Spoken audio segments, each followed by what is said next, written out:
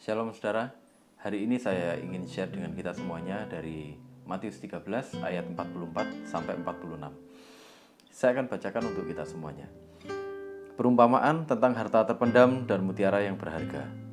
Hal kerajaan surga itu seumpama harta yang terpendam di ladang.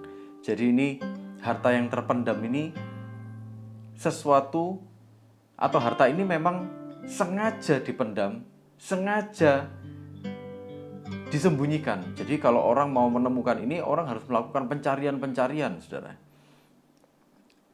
Yang ditemukan orang, lalu dipendamkannya lagi. Oleh sebab sukacitanya, pergilah ia menjual seluruh miliknya lalu membeli ladang itu.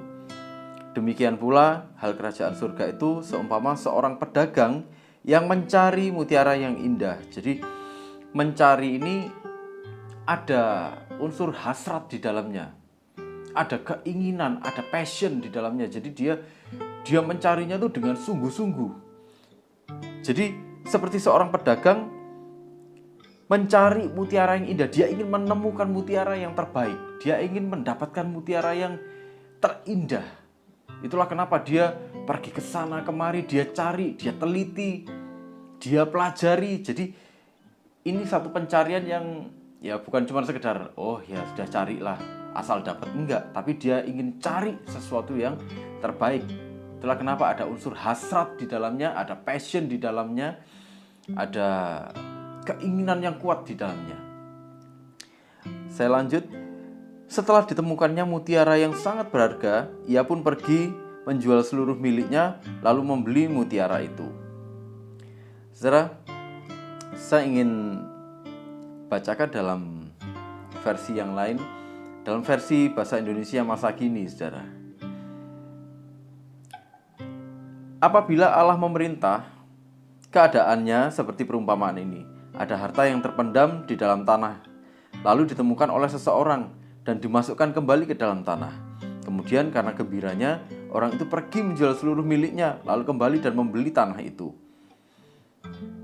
Apabila Allah memerintah, keadaannya seperti perumpamaan ini. Seorang pedagang mencari mutiara-mutiara yang berharga.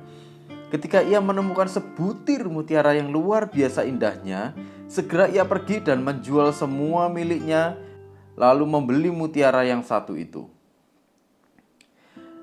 Nah, saudara, kalau kita lihat dua orang ini, yang satu menemukan harta yang terpendam. Ini seperti harta karun, saudara ya.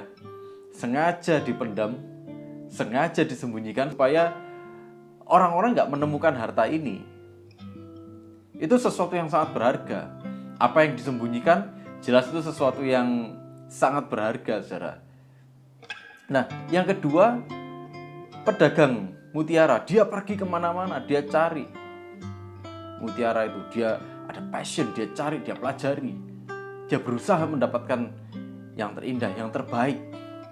Kemudian dua-duanya juga setelah menemukannya, yang satunya dipendam lagi. Tapi intinya mereka berdua pergi menjual seluruh hartanya, lalu kembali untuk membelinya. Yang satu membeli ladang itu, yang satunya membeli mutiara itu. Artinya apa? Apa yang mereka dapatkan itu jauh lebih berarti daripada apa yang sebelumnya mereka miliki. Ada rasa puas yang luar biasa, ada sukacita yang luar biasa, yang ini nggak bisa diukur dengan sesuatu yang sifatnya materi. Jauh lebih berharga daripada semua yang dia miliki. Bayangkan, si pedagang mutiara ini hanya untuk satu butir mutiara, saudara. Dia jual semua miliknya. Saya yakin, karena dia pedagang mutiara, hartanya banyak. Tapi karena dia menemukan sesuatu yang sangat berarti, sesuatu yang indah, sesuatu yang tidak pernah dia temui sebelumnya, sesuatu yang sangat menyentuh hatinya, kemudian dia anggap semua yang lama itu sudah gak berarti lagi. Itulah kenapa mereka jual semua miliknya, terus mereka kembali lagi, mereka beli sebidang tanah itu, dan si pedagang ini membeli sebutir mutiara itu. Saudara, Kita lihat di sini ada 3 kata kunci. Yang pertama, ditemukan. Saudara, ditemukan ini berbicara soal waktu menemukannya itu terjadi setelah mereka tuh melakukan pencarian yang sangat.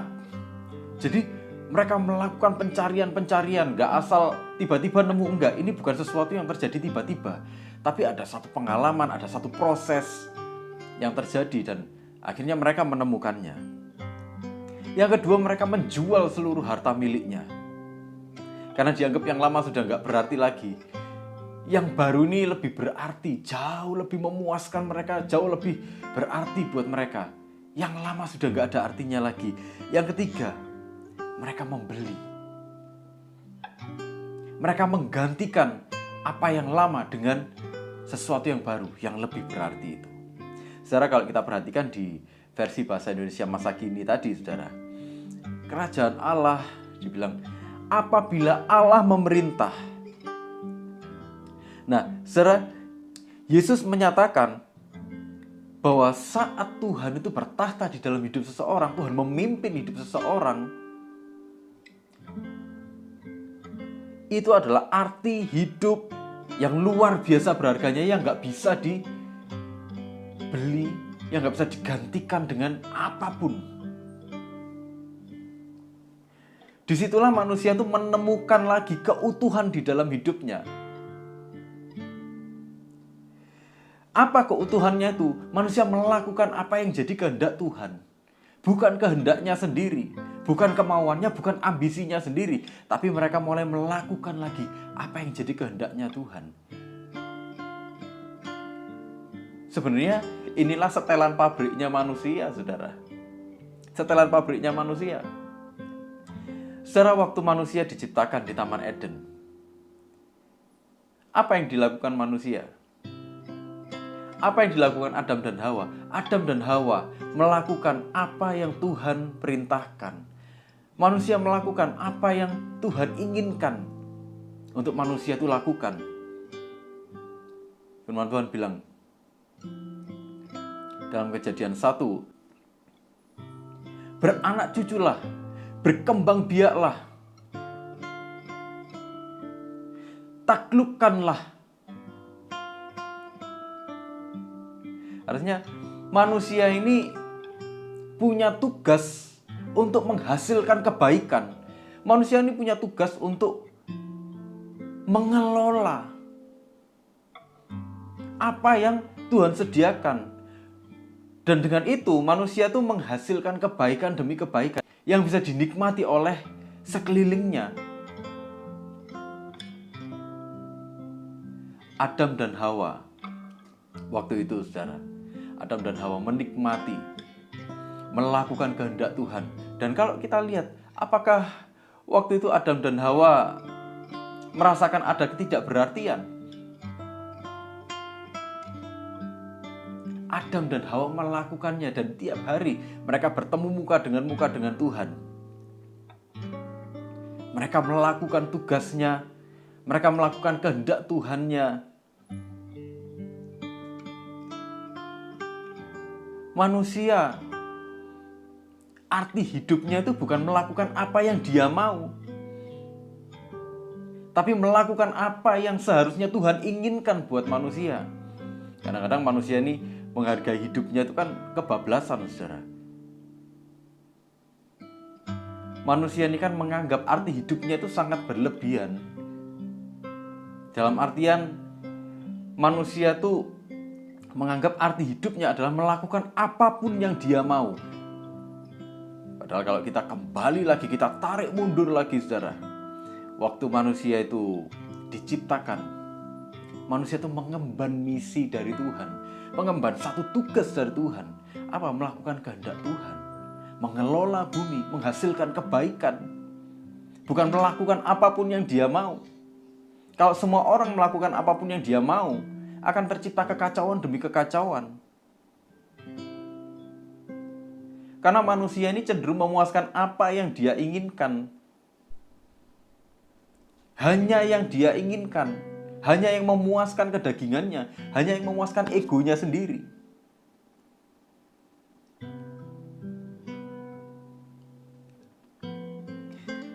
Artinya, saudara, kehidupan yang berarti sebenarnya adalah hidup yang mengarah kepada Tuhan, hidup yang berpusat kepada Tuhan, hidup yang kembali kepada Tuhan, menaruh Tuhan sebagai pusat dari kehidupannya. Saudara, dengan itu manusia itu mengarahkan hidupnya pada keintiman yang kekal bersama Tuhan. Manusia tuh mulai kehilangan arti hidupnya tuh waktu dia mulai jatuh di dalam dosa, saudara. Apa yang jadi tujuan Tuhan itu mulai kabur.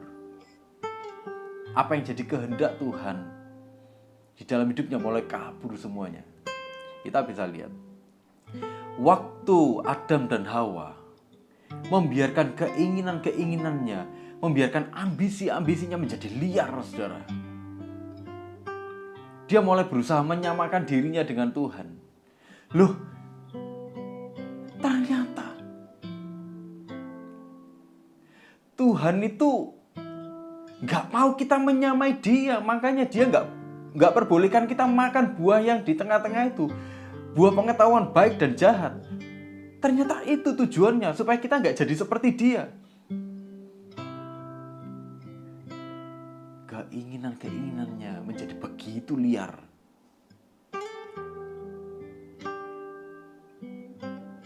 Provokasi-provokasi dari iblis.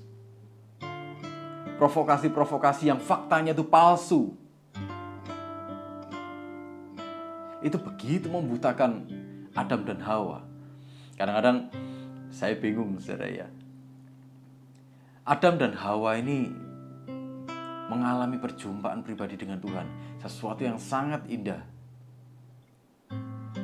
Mereka bertemu muka dengan muka tiap hari. Mereka ngobrol-ngobrol, mereka berbincang-bincang, mereka dialog, ketemu muka dengan Tuhan. Ada persekutuan yang indah dengan Tuhan yang tidak dibatasi oleh apapun.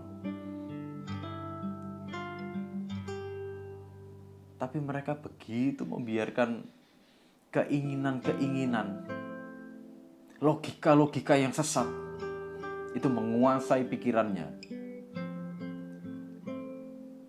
Saudara,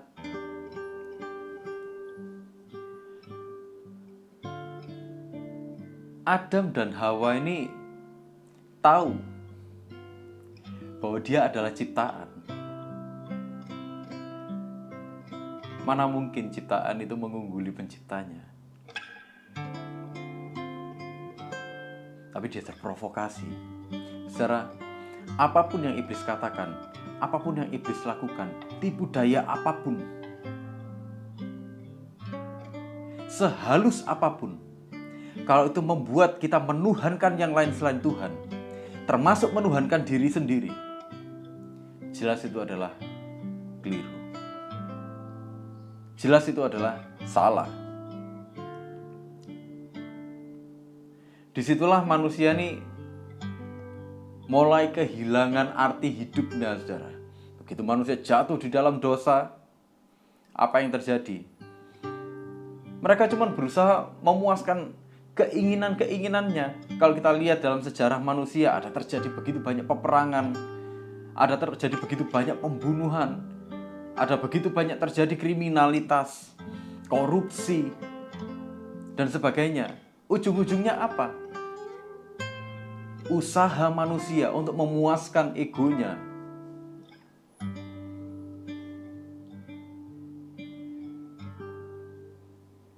Manusia mulai kehilangan tujuan, kehilangan persekutuan dengan Tuhan. Manusia kehilangan tujuannya. Untuk apa sih manusia diciptakan? Manusia sudah kehilangan hakikat itu, saudara. Manusia sudah nggak ngerti lagi untuk apa dia diciptakan. Kalau manusia ingin memahami tujuan hidupnya, manusia harus tarik mundur ke belakang. kenapa waktu itu dia diciptakan. Bukan kita cari-cari sendiri, saudara. Oh, aku mau ini. Oh, aku mau itu. Yang ujung-ujungnya memuaskan dirinya sendiri. Kalau manusia menyadari ini, bahwa semua tujuan hidupnya harus berpusat kepada Tuhan, harus mengarah kepada Tuhan, hidup manusia akan terarah dan hidup manusia akan kembali berarti. Manusia kehilangan persekutuan dengan Tuhan karena kehilangan persekutuan dengan Tuhan. Manusia kehilangan banyak hal, saudara. Kerusakan terjadi di dalam hatinya. Keserakahan menguasai pikirannya, menguasai hidupnya. Itulah kenapa bahkan banyak orang Kristen, saudara, berusaha memperalat Tuhan, berusaha memperalat firman Tuhan. Mereka melegalkan tindakan-tindakan yang salah. Mereka cari ayatnya, ayat yang menyesuaikan diri dengan mereka. Firman Tuhan yang harus menyesuaikan diri dengan mereka, bukan mereka yang menyesuaikan diri dengan firman Tuhan. Orang selingkuh bilang, gak apa-apa. Dia melegalkan dengan cara, cinta itu lebih kuat dari maut.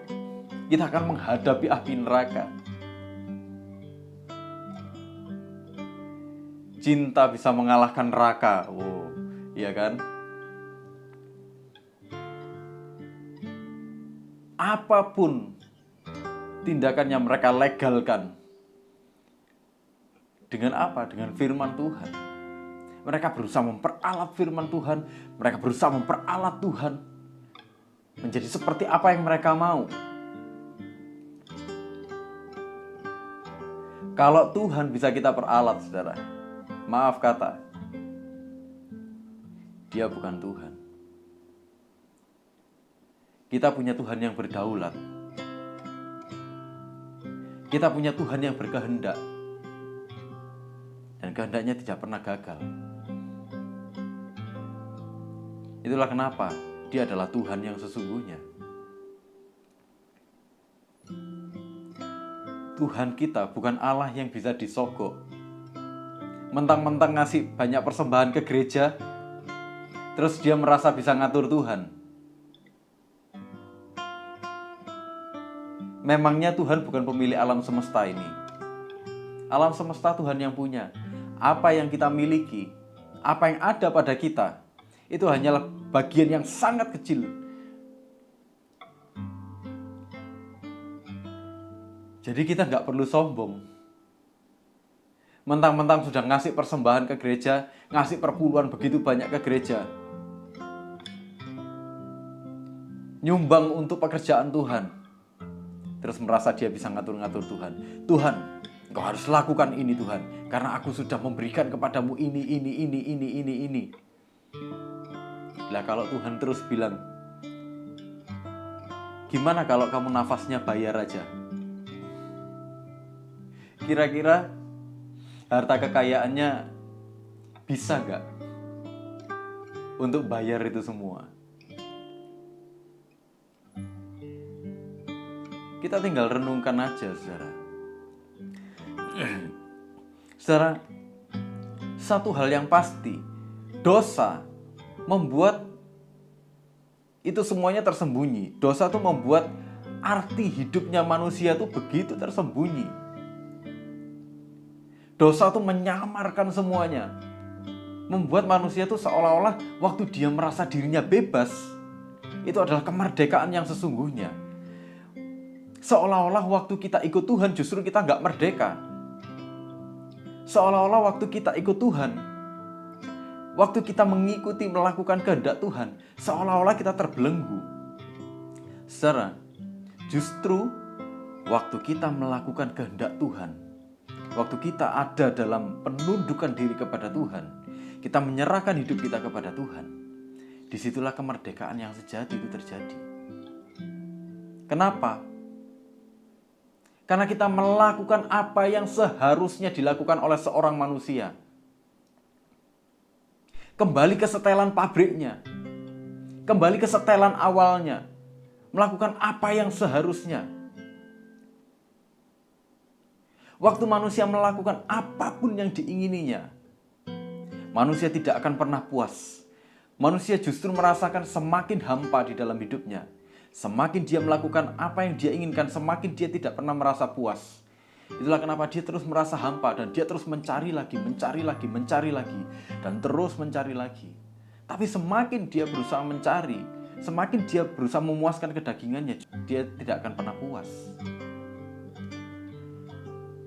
Waktu manusia hanya mengutamakan dirinya, itulah semuanya tersamar.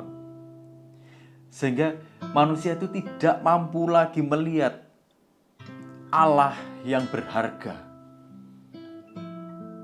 Seharusnya hal yang paling berharga di dalam hidup manusia adalah waktu Tuhan memerintah di dalam hidupnya.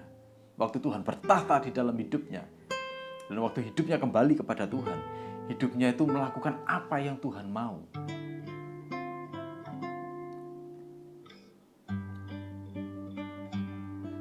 Dalam usaha-usahanya, saudara, untuk hidup dalam kebebasan yang tanpa batas menurut manusia ini, manusia itu akhirnya mencari alternatif pengganti arti hidup. Dengan apa? Dengan materi. Mereka mengukur segala sesuatunya dari materi. Itulah kenapa ada orang-orang yang merendahkan orang lain. Ada orang-orang yang merasa dirinya punya, mereka merendahkan orang-orang yang mereka anggap gak punya. Orang-orang yang merasa dirinya powerful, mereka rendahkan, mereka injak-injak orang-orang yang mereka anggap mereka gak punya apa-apa. Mereka powerless.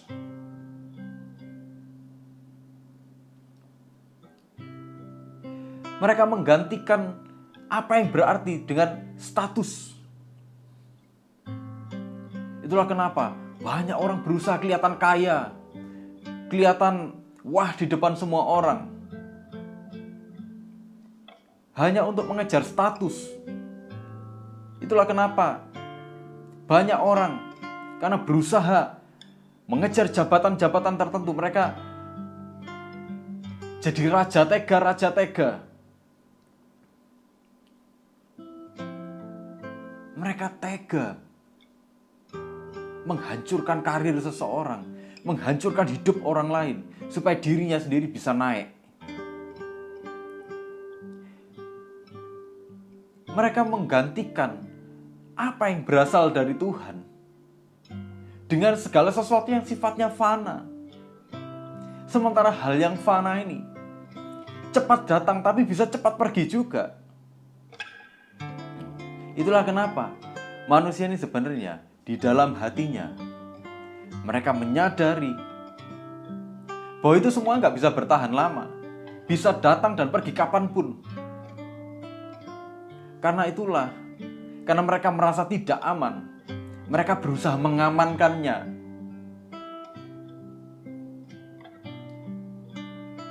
Manusia berusaha bergantung. Mereka bergantung pada sesuatu yang butuh untuk diperjuangkan, butuh untuk dipertahankan. Padahal mereka punya kesempatan untuk bergantung pada Allah yang kekal.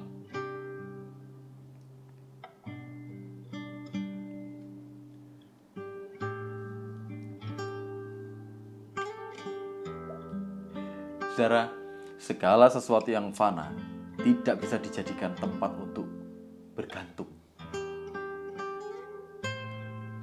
Karena apa yang fana justru sebenarnya tergantung kepada kita. Kok kita malah bergantung kepada apa yang fana?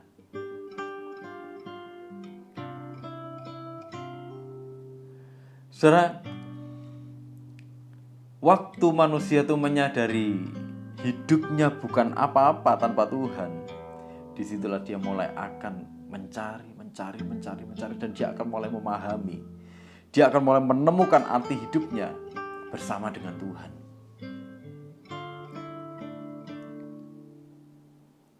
Ini adalah karya Roh Kudus yang menjamah hidup kita.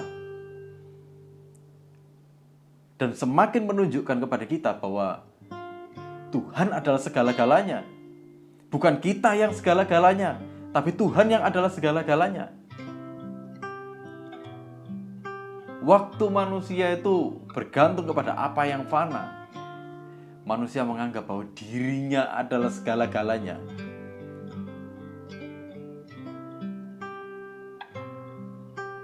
Tapi Roh Kudus menyadarkan kita bahwa Tuhanlah segala-galanya. Manusia bukan siapa-siapa. Untuk menemukan arti hidupnya, seorang manusia harus kembali kepada Tuhan. Disitulah dia akan memahami kenapa kok dia diciptakan, untuk tujuan apa dia diciptakan.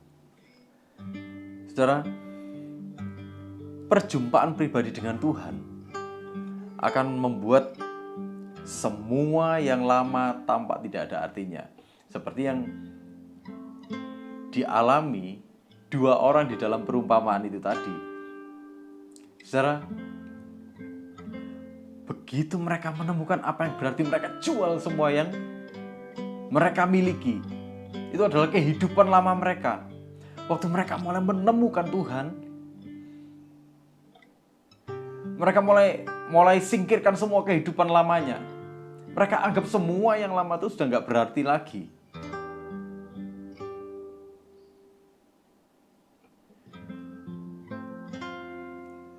Saudara, bukan berarti terus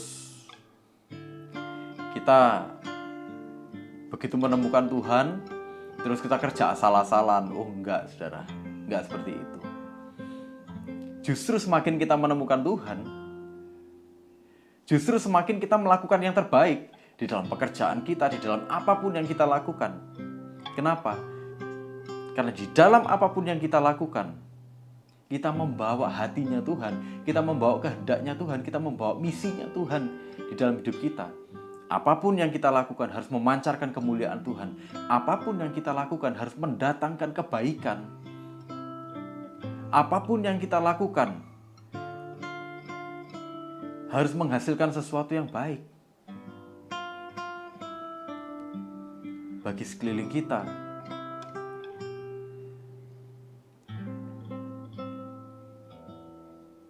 Apa yang ada pada kita butuh untuk dikelola dengan baik. Dan disitulah manusia kembali kepada setelan awalnya. Manusia itu adalah pengelola-pengelolanya Tuhan. Saudara, Taman Eden itu taman, saudara. Kalau kita lihat, taman itu ada konsepnya semua. Taman itu tertata. Ini di mana, itu di mana, konsepnya bagaimana. Kalau kita bikin taman, kita akan tentukan temanya. Oh, temanya seperti ini. Ya kan? Oh, tanamannya ini. Oh, settingnya seperti ini. Oh, perawatannya seperti ini. Kita pikirkan semuanya. Itulah kenapa manusia ditempatkan di Taman Eden. Karena manusia harus mengelola taman itu. Taman itu terkonsep. Taman itu punya rancangan Tuhan. Jadi manusia itu nggak asal-asalan ditaruh.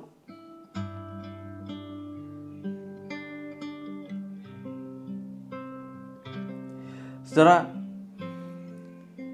waktu kita mengizinkan Tuhan memerintah di dalam hidup kita, menjadikan Tuhan itu pusat dari segala-galanya,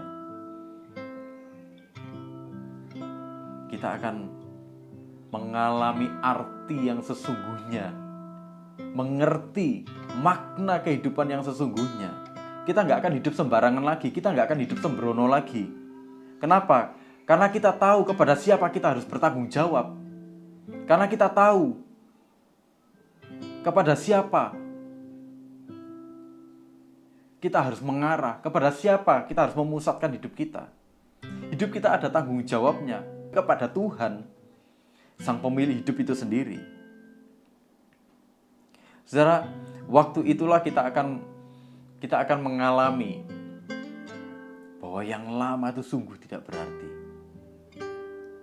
Disitulah kita akan menyadari, kita akan mengerti yang lama, kehidupan lama itu, kehidupan yang sembrono dulu, kehidupan yang gak karu-karuan dulu itu sesuatu yang gak berarti lagi. Itu sesuatu yang gak berharga lagi dan kita gak mau hidup di dalamnya. Itulah kenapa dua orang ini menjual semuanya dan memilih memberikan hidupnya, mendedikasikan hidupnya untuk sesuatu yang berharga yang mereka temui. Yang satu mereka temui di ladang, harta yang dia temukan di ladang. Yang satunya mutiara yang berharga, sebutir mutiara yang begitu berharga. Saudara, sesungguhnya semakin kita ini hidupnya berpusat kepada Tuhan, maka keinginan tertinggi kita adalah Tuhan. Tuhan menjadi puncak dari semua keinginan kita.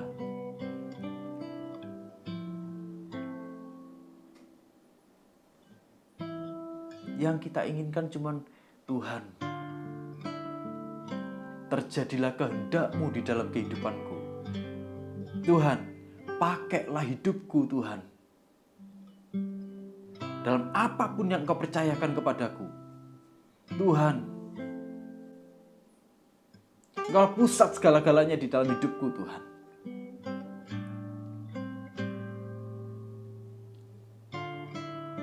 Saudara,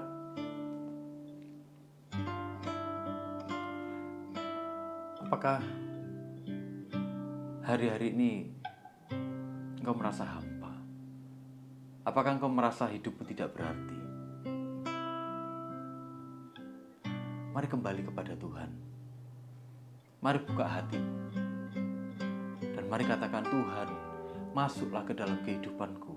Memerintahlah di dalam hidupku. Aku mau hidupku bukannya aku lagi, tapi Engkau yang hidup di dalamku Tuhan. Aku ingin Engkau menjadi segala-galanya di dalam hidupku. Saya berdoa untuk setiap saudara yang mendengarkan renungan ini di dalam nama Yesus. Biar Tuhan memimpin hidupmu, semakin mengarah kepadanya. Di dalam nama Yesus, biar kehendak Tuhan terjadi di dalam hidupmu. Dan nama Tuhan dipermuliakan lewat hidupmu.